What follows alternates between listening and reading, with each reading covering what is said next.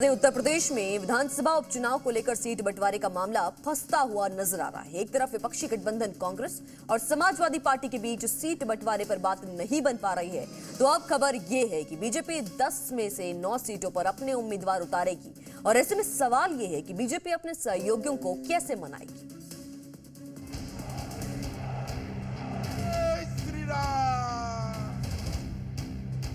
उपचुनाव की तारीखों का ऐलान बाकी है।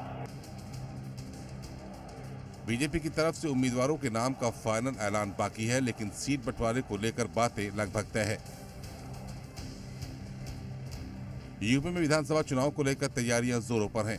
सभी राजनीतिक दल पूरे दमखम के साथ मैदान में उतर चुके हैं।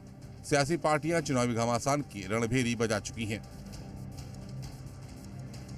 इन सबके बीच विपक्षी गठबंधन में सीट बंटवारे पर बात अभी तक नहीं बन पाई, लेकिन समाजवादी पार्टी ने अपने 6 उम्मीदवारों के नाम का ऐलान कर दिया। हालांकि कांग्रेस से गठबंधन को लेकर चर्चा लगातार हो रही है, लेकिन कांग्रेस के 50-50 फार्मूले को समाजवादी पार्टी ने पहले ही नकार दिया था। इसके बाद 10 में से 6 सीटों पर प्रत्याशियों के नाम का ऐलान भी कर दिया। खबरें ऐसी भी आई कि समाजवादी पार्टी कांग्रेस को सिर्फ 1 सीट देने के मूड में है। एक तरफ विपक्षी गठबंधन में सीट बंटवारे को लेकर खींचतान चल रही है, तो दूसरी तरफ एनडीए के बीच सीट बंटवारे को लेकर फाइनल फैसला होना अभी बाकी है। सूत्रों के हवाले से खबर है कि बीजेपी 10 में से 9 सीट अपने पास रखना चाहती है।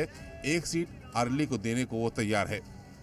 सूत्रों की माने तो दिल्ली में बीजेपी की बैठक में सीट बंटवारे को लेकर चर्चा की गई।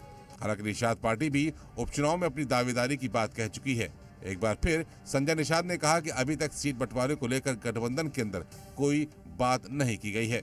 हमेशा परंपरा रही है कि पहले दल की बैठक करते हैं, फिर गठबंधन दल की बैठक होती है, फिर हम लोग बैठक होगी, अभी राज्य में होगी, फिर दिल्ली में होगी, उसके बाद जो चर्चा आएगा तो निश्चित रूप भारतीय जनता पार्टी पहले भी निषाद पार्टी का हक दिया, आगे भी देगी।